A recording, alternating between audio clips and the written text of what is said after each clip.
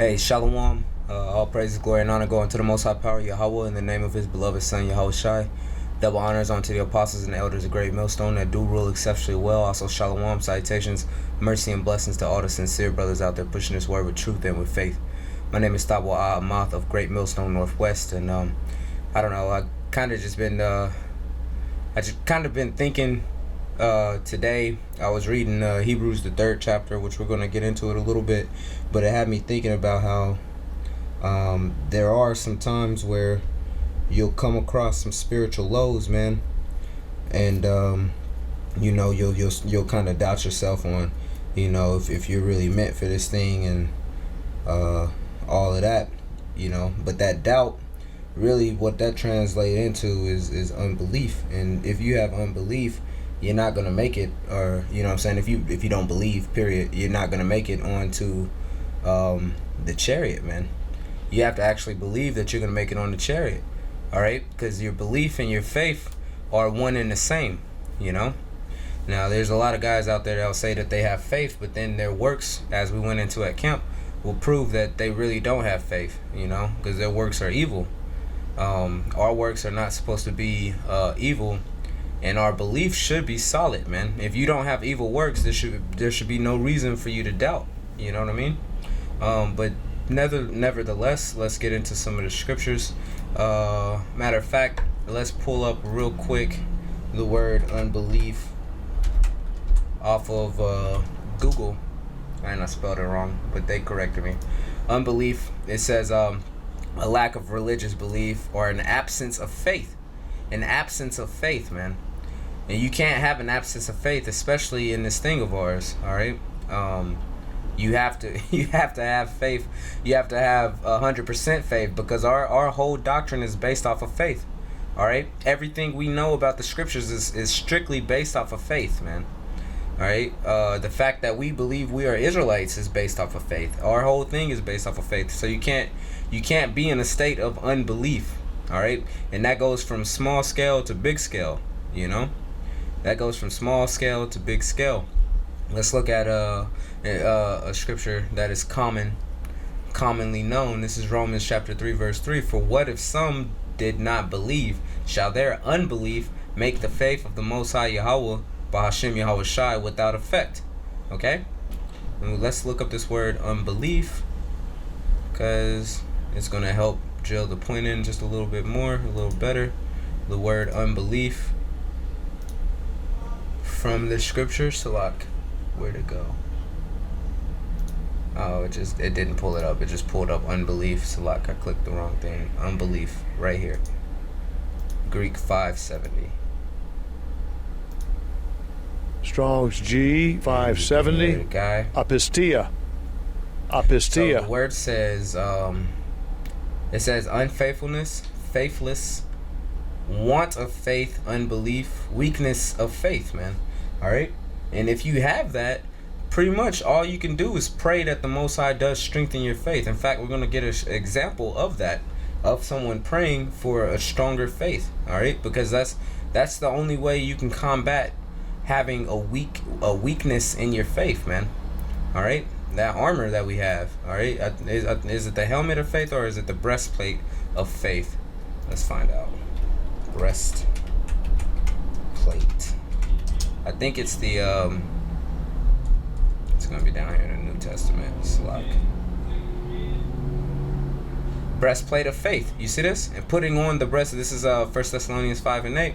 But let us who are in the day, meaning us that are woken, us that are in the light, be sober, putting on the breastplate of faith. All right. So you got to have that faith. Going back to the definition, it says a weakness of faith. Your breastplate is what protects vital organs that are within your chest, and also some that's going down into the abdomen.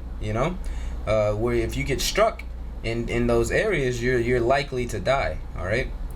So the breastplate of faith is something that's supposed to be strong. So you shouldn't have a weakness inside of that breastplate, man. Okay. It says faithlessness, disbelief, lack of Christian faith, or positively unfaithfulness, disobedience. Disobedience is another another thing of unbelief, okay? Disobedience, man. And you know what? We have examples of guys who are currently being very disobedient, and you can tell by their works that their faith is not really strong. Their faith in Yahweh B'Shem Yahushua is not really strong, because if it was, they would have fear. That's one thing. That's another thing, you know, dealing with faith. You have to have fear in the Most High. If you really believe the Most High is there, you will be absolutely terrified of him, knowing the power that he possesses, and knowing that he has no respecter of persons, man. That he could take you out any way he wants, at any time that he wants, man, for any reason that he wants. Okay, you should be in fear, you know. So disobedience is another thing that goes in with this what is it? What's the word? Unbelief. Salakia. Unbelief. I hear brothers in the background. Brothers just showed up. So that's another thing for the unbelief. It says want of faith and trust, unfaithfulness, faithlessness, of persons betraying a trust, want of faith, unbelief, showing in withholding belief in the divine power, showing in withholding belief in the divine power. All right, in the power and promise of the Most High, in divine mission of Yahweh Shai, by opposition to the gospel. Okay, you got guys that are definitely in opposition to the gospel. All right, they're opposing themselves to the gospel. All right, guys that want to tear down the continuation of the gospel, which is being played out today, strictly through the great millstone. And I'm just being honest, you know, through the same doctrine that the great millstone has, you know, that's the gospel being carried out still yet to this day, from the time of Yahushai to what it is today. All right, and I'm sorry for the interruption. I was getting a phone call. It says with an added notion of obstinacy, obstinacy. All right, obstinate. All right, weakness of faith, etc. So you pretty much get the point about what the definition of that unbelief is here in Romans, the 3rd chapter. So let's go back to it. It says, for what if some did not believe? Shall their unbelief make the faith of the Most High without effect? Reading on, it says, the Most High power forbid. Yea, let the Most High Yahweh be true, but every man a liar, as it is written, that thou mayest be justified in thy sayings, and mightest overcome when thou art judged. Okay, so you have to maintain your faith, even if there is some people that are slipping away from the faith. We're supposed to have some people that are going to be slipping away from the faith. And if you notice that your faith is getting a little rocky, guess what? You have to pray, man. You have to pray that the Most High helps your unbelief. Okay, because a thing about faith is, with faith everything is possible, man. Without faith nothing is possible, you know. With faith everything is possible, and without faith nothing is possible. Let's go ahead and prove that. This is Mark the 9th chapter. All right, in the scenario here, if you was to read Mark the 9th chapter, you would know that there was a man that came saying that his son, there was a demon on his son that caused him to act out a lot. All right, and nobody was able to do anything about him, and even the disciples was trying to get rid of this demon and were not able to. All right, so let's pick up on there. Mark chapter 9 verse 21. And he asked his father, how long? Well, let's read up. All right, Matthew chapter 9 verse 19. Verse 17, it says, and one of the multitude answered and said, Master, I have brought unto thee my son, which hath a dumb spirit. All right, he had a demon on him. And whensoever he taketh him, he teareth him, and foameth and gasheth his teeth, and pineth away. And I spake unto thy disciples, and they that they should cast him out, and they could not. He answered him and said, O faithless generation, how long shall I be with you? And why was he calling them a faithless generation? Because that they didn't have the faith that they was able to cast out that demon. All right, to overcome that demon. All right, it says, how long shall I suffer you? Bring him unto me. And they brought him unto him. And when he saw him, straightway the spirit tear him, and he fell on the ground and wallowed foaming. All right, so the kid pretty much like a seizure. Right, it says and he asked his father, how long is it ago since this came unto him? And he said of a child, and ofttimes it has cast him into fire and into waters to destroy him. But if thou canst do anything, have compassion on us and help us. Yahushua said unto him, if thou canst believe, all things are possible to him that believeth. So look, I didn't even realize that this was going to be right here, because this is a little further down than where I was going to start off. But those are the direct words, man. All things are possible to him that believeth, man. All right. It says, and straightway the father of the child cried out and said with tears, Lord, Yahushua, I believe, help thou mine unbelief. Okay. So he was telling Yahushua, look, I do believe, and for what I am lacking in faith, please help me, man. Baba Shah, help me, right? So when Yahushua saw that the people came running together, he rebuked the foul spirit, saying unto him, thou dumb and deaf spirit, I charge thee, come out of him, and enter no more into him. And the spirit cried and rent him sore, and came out of him, and he was as one dead, insomuch that many said, he is dead. But Yahushua took him by the hand and lifted him up, and he arose. All right, let's read on just a little bit more, because there's going to be a conversation that the disciples now have with Yahushua, wondering why they couldn't take that demon from the child, man. All right, it says, and when he was come unto the house, his disciple asked him privately, why could not we cast him out? And he said unto them, this kind can come forth by nothing but by prayer and fasting. Okay, by prayer and fasting was that demon able to come out. But the main thing was belief. You have to have that. Without that belief, you're not gonna nothing's gonna happen, man. All right, let's look at this, which was the same scenario, but it's a little bit of a different dialect that's recorded here in Matthew the 17th chapter. All right, it's the exact same story. All right, it says let's start right here, Matthew 17 and 14. And when they come to the multitude, there came a certain man kneeling down to him and saying, Lord, have mercy on my son, for he is a lunatic and sore vexed. For oft time he falleth into fire, and oft into the water. And I brought him unto thy disciples, and they could not cure him. Then Yahushua answered and said, O faithless and perverse generation, how long shall I be with you? How long shall I suffer you? Bring him hither to me. And Yahushua rebuked the devil, and he departed out of him, and the child was cured from that very hour. Then came the disciples to Yahushua apart, and said, why could not we cast him out? And Yahushua said unto him, because of your unbelief. You see?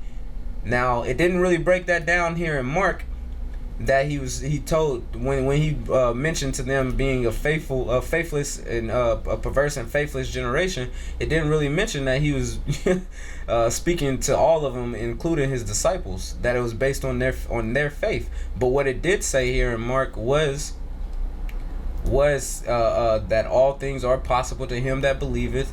And then it does tell you that the man said, Lord, I believe, help thou my unbelief. All right, which is something we should all be saying. We should all be saying this to Yahweh Shem Yahushua in our prayers, that we are helped in our unbelief, because when the times come and the times get rough, there's no telling on if the faith we have right now is going to be as strong when we're faced with those perils. So you need to pray that you get helped when your time of unbelief comes, man. All right, or that doesn't even come upon you, a time of unbelief. That's a better thing to pray for, is that your faith never wavers. All right. It says, but Yahushua said unto them, back in Matthew the 17th chapter, verse 20, Yahushua said unto them, because of your unbelief, for verily I say unto you, if ye have the faith as a grain of the mustard seed, ye shall say unto this mountain, remove hence to yonder place, and it shall remove, and nothing shall be impossible unto you. Okay? Again, all things are possible to him that believe, right? Howbeit this kind goeth not, but by prayer and fasting. So brothers, pray and fast that your faith remains strong. Your faith is strong, you know, and pray that demon of unbelief and that demon of doubt never comes upon you. Okay, let's get into one more scripture, and I'm gonna cut it loose. This is Hebrews the 3rd chapter. I'm gonna start at verse 12. It says, take heed, brethren, lest there be any of you lest there be in any of you an evil heart of unbelief, and departing from the living power. You see, this can happen. This can happen to any of us. So that's why he's saying take heed. This is what Paul's writing to the Hebrews, telling them to take heed. All right. It says, but exhort one another daily while it is called today, lest any of you be hardened through the deceitfulness of sin. For we are made partakers of Yahushua Mashiach if we hold the beginning of our confidence steadfast unto the end. Okay, if we hold the beginning of our confidence, which is faith. Confidence means with faith. Okay, if we hold the beginning of our confidence, all right, that faith that we have right now, that strong faith that we have, steadfast until the end. Okay, that if we do that, we will be partakers of Yahushua. It's written right there. All right, it says, while it is said today, if ye will hear his voice, harden not your hearts as in the provocation. For some, when they had heard, did provoke, howbeit not all came out of Egypt by Moses, but with whom was he grieved 40 years? All right, that's a question, and that's with the children of Israel. All right, it's lucky I'm getting I'm getting tongue twisted right now. But he was grieved with 40 years with the children of Israel. So just because you're an Israelite and just because you are aware you're an Israelite, that doesn't mean that you're saved, man. All right, that's why you got to keep a level head. All right, it says, was it not with them that had sinned, whose carcasses fell in the wilderness, and to whom sware he that they should not enter into his rest, but to them that believed not? Okay, so those that do not believe are not going to enter into the rest. This is going to reoccur. All right, there's a new exodus that is coming about when we, the children of Israel, are taken out of this place which we call spiritual Egypt, which is known today commonly as the United States of America. Okay, it says, so we see that they could not enter in because of their unbelief. All right, so if you don't have the correct belief, the correct faith, you're not going to make it on the chariot. You know, that's the bottom line according to the scriptures. So Lord willing, there's edification within that. Again, all praise, glory, and honor going to the most high power Yahweh, in the name of his beloved son Yahushua. Double honors on to the apostles and the elders, the great millstone that do rule exceptionally well. Also shalom, salutations, mercy, and blessings to the sincere brothers out there pushing this word with truth and with faith.